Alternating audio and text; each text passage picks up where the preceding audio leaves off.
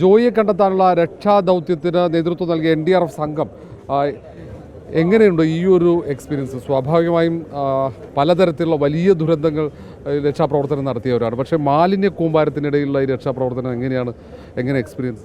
Sir, ഇത് നമുക്ക് ശരിക്കും വിക്ടിമിനെ കാണാൻ പറ്റുന്നില്ല. അതാണ് ഏറ്റവും വലിയ പ്രോബ്ലം. നമ്മുടെ ഇപ്പം റിവറിലൊക്കെ ആണെങ്കിൽ നമുക്കറിയാം, അവിടെ നമുക്ക് ഈ ഒബ്സ്റ്റക്കിൾസ് ഇത്ര ഉണ്ടാവില്ല.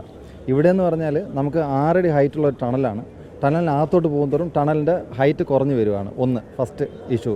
രണ്ടാമത്തെ ഇഷ്യൂ എന്ന് പറഞ്ഞാൽ ഒരു അടി 1.5 അടിയോളം മാലിന്യം കൊണ്ട് നിറഞ്ഞിട്ടുണ്ട്. അപ്പം ഈ 6 അടിയിൽ നമ്മൾ വരുമ്പോൾ 5 അടി വെള്ളമൊക്കെ ഉണ്ടായിരുന്നുള്ളൂ. അപ്പം അതിനകത്ത് 1.5 അടി ഈ ഹൈറ്റും പോയി കഴിഞ്ഞിട്ട് 1 അടി ചെളിയുണ്ട്. അപ്പോൾ അതും പോയി കഴിഞ്ഞാൽ നമുക്ക് ഒരു 2.5-3 അടി ഹൈറ്റേ ഉള്ളൂ, വെള്ളം കിട്ടുള്ളൂ. അപ്പം നമുക്ക് ഡൈവേഴ്സിന് പോകാനും വളരെ ബുദ്ധിമുട്ടായിരുന്നു. വളരെ ശ്രമകരമായിട്ടുള്ള ഒരു ഓപ്പറേഷനായിരുന്നു ഇത്. എന്ന് പറഞ്ഞാൽ നമുക്കിപ്പം ആദ്യം തന്നെ നമുക്കറിയില്ല ഇത് താഴോട്ട് പോയിട്ടുണ്ടോ എന്ന് നമുക്കറിയില്ല.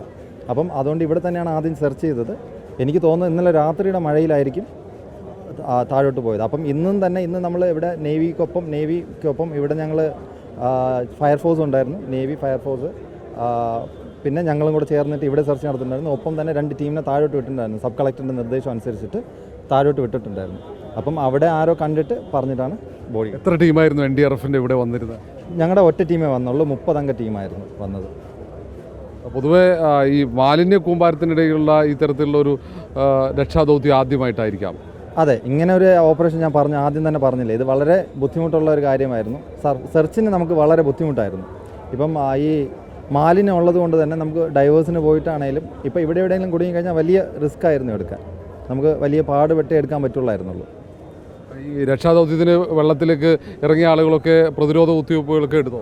അതെ, അവർ മെഡിസിൻ എടുത്തിട്ട് തന്നെയാണ് ആദ്യം ഇറങ്ങിയത്. പിന്നെ അത് കഴിഞ്ഞിട്ട് പ്രതിരോധ കുത്തിവയ്പ്പ് എടുത്തിട്ടുണ്ട്. ഇത് കഴിഞ്ഞിട്ട് ഞങ്ങൾ ഒരു ടോട്ടൽ ബോഡി ചെക്കപ്പും കൂടെ ചെയ്യാനാണ് ഉദ്ദേശിക്കുന്നത്. സാധാരണ വലിയ കുത്തൊഴുക്കിലൊക്കെ രക്ഷാപ്രവർത്തനം നടത്തുന്നതാണ്. പക്ഷേ ഇത് ബാക്ടീരിയയും വൈറസുകളൊക്കെയുള്ള ഒരു മാലിന്യ കൂമ്പാരമാണ്. അപ്പോൾ സ്വാഭാവികവും ജീവൻ പണയം വെച്ച് എന്ന് പറയുമ്പോൾ അതിനപ്പുറത്തേക്കുള്ള അപകട സാധ്യതയിലേക്കാണ് നിങ്ങളൊക്കെ ഇറങ്ങിയിരിക്കുന്നത്. അതെ, അത് ഇപ്പം നമുക്കിപ്പം ഒരു ഓപ്പറേഷൻ എന്ന് പറയുമ്പോൾ നമുക്ക് ഇറങ്ങിയല്ലേ പറ്റത്തുള്ളൂ. അപ്പം അതിനകത്ത് വേറെ ഞങ്ങളൊന്നും ചിന്തിക്കുന്നില്ല, നമ്മുടെ ജോലി ചെയ്തു എന്നേ ഞാൻ പറയുന്നുള്ളൂ.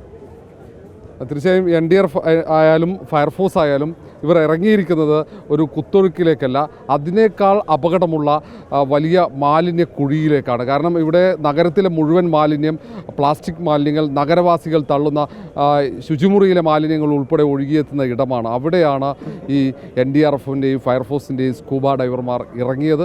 അത്രയേറെ അപകടം പിടിച്ച രക്ഷാദൗത്യമാണ് കഴിഞ്ഞ 48 മണിക്കൂർ തലസ്ഥാനം സാക്ഷ്യം വഹിച്ചത്.